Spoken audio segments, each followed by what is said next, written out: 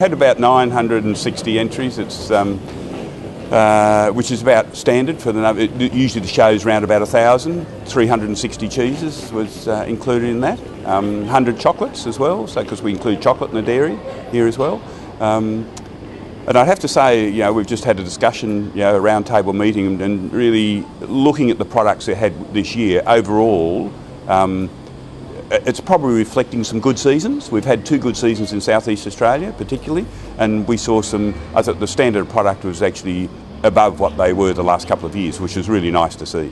The judging process, I think, is really important to the industry because otherwise you lose benchmarks. It's very important to have benchmarks. There's several reasons that the judging process is so important. The first one is, for me, as a judge, a technical judge, I don't want cheeses to go off a scale. For instance, we have over the last decade we've had cheddar makers adding cultures that make them very fruity and sweet. And that's okay, the consumer likes that, but we don't want to be saying this is the way cheddar should all go. So I think you need to benchmark your cheeses and you need to know, okay, this is where we've started from. So I think that's what these shows do. Secondly, it's a reference point for the cheese makers to see how their cheeses stack up, or their other dairy products stack up against their competitors.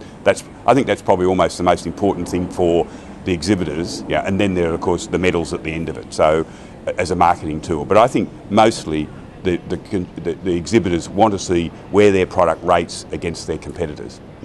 I think winning a gold medal at the RAS, this show is probably seen as the premier show by most of the industry, this one here at the RAS. And so having won their gold medals on your product certainly really helps. And you'll see a lot of the big end of the industry users make sure they're on all their products, but particularly for the small producers, they need the little producers out there who need some recognition.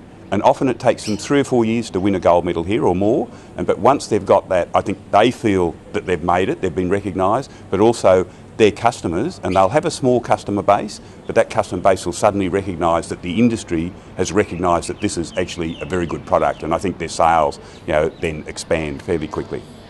I think the small independent trade, which is what I was part of, is extremely important at the pointy end of the cheese industry, at the really interesting end of the cheese industry. Like the big producers in Australia can produce a lot of cheeses for the mass supermarket range, but they also produce high quality, specialist cheese as well, right?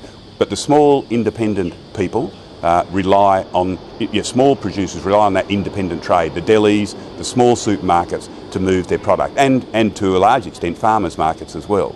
But it still is only a very small part of the industry. Remember, it's only about 10% of Australia's milk goes into cheese. The rest goes into dry milk powder, drinking milk, butter, things like that. So in terms of milk production, cheese is still small, and in terms of specialty cheese production, it's probably 1% of the market. I think the industry, the growth in the industry has been quite phenomenal in the last decade. A lot of small producers have come in, producing high-end quality product for that. It's a niche market, and it always will be, but it can be quite big. Because what you're seeing in the big chains is some very good product, but perhaps not much wow factor in it. The fact is these small people can make some pretty funky cheeses that, there's more and more, as all the food shows show, that people are interested in food, they're interested in where it comes from.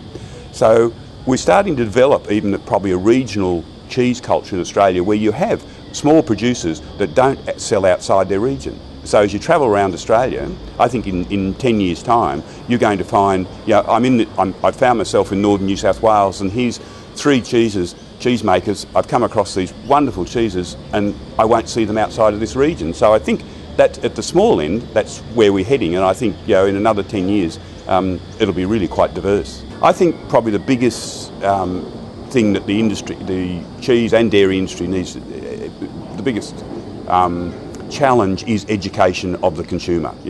And that. I've been dealing with that my whole life in retail, so we're trying to educate consumers. That is the biggest challenge. It's slow. It's not going to happen overnight. We talked about it today. There's lots of strategies being talked about, but it isn't easy because we're still learning. I mean, look, our special industry started 30 years ago, you know. I mean, the French special industry started in the 15th century, you know, 14th, 15th, 16th century. Those cheeses that we eat, that you see in France now, developed, you know, hundreds of years ago. So we're still learning about cheese, and I think we're learning about our own cheese industry. So I think the biggest challenge for the industry, you know, in the next decade probably is to educate consumers as much as possible about what they should be looking for. But it's a big challenge, but hopefully it can be met.